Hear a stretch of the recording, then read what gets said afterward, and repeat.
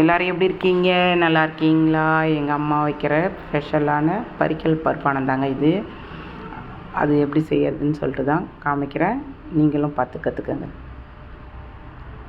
பருப்பு, வெங்காயம், தக்காளி, பூண்டு இவ்வளோதாங்க. ரொம்ப ஷார்ட்டாக முடிகிற வேலை. 1 ஸ்பூன் கொத்தமல்லி தூள், 1 ஸ்பூன் மிளகாத்தூள், அவ்வளோதான். காரத்துக்கு மஞ்சத்தூள் கொஞ்சம் போட்டுக்க வேண்டியதான். புளி தண்ணியை கரைச்சி அதிலே ஊற்ற வேண்டியதான். கல் உப்பை போட்டு வேக வச்சிட்டா சூப்பரான பருப்பு வெந்துடும். அதுக்கப்புறம் எடுத்து வடிகட்டி கடைய வேண்டியதுதான். சின்ன பிள்ளையா இருக்கும்போது இதை வடிக்கிறதுக்கு எங்கள் அம்மா எங்களை ஜல்லிக்கரண்டி பிடிக்க சொல்லுவாங்க. பிடிக்கும்போது அப்போ தான் அது வழியாக தக்காளி போய் விழுவோம், வெங்காயம் போய் விழுவோம். திட்டு வாங்கினே பிடிப்போம். அந்த நினப்பெலாம் வந்துச்சு எனக்கு இந்த ஆணை வைக்கும்போது. அப்புறம் நானே அள்ளி போட்டு வடிகட்டி கடைஞ்சி தாளிச்சிட்டேங்க. தாளித்தா சூப்பரான பருப்பு ஆணம் ரெடி.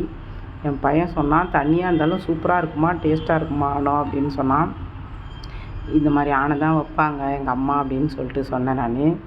இதுக்கு தலைக்கறி தாங்க செஞ்சேன். சூப்பரான ஆணம் ரெடி. உங்களுக்கு பிடிச்சா லைக் பண்ணுங்கள்.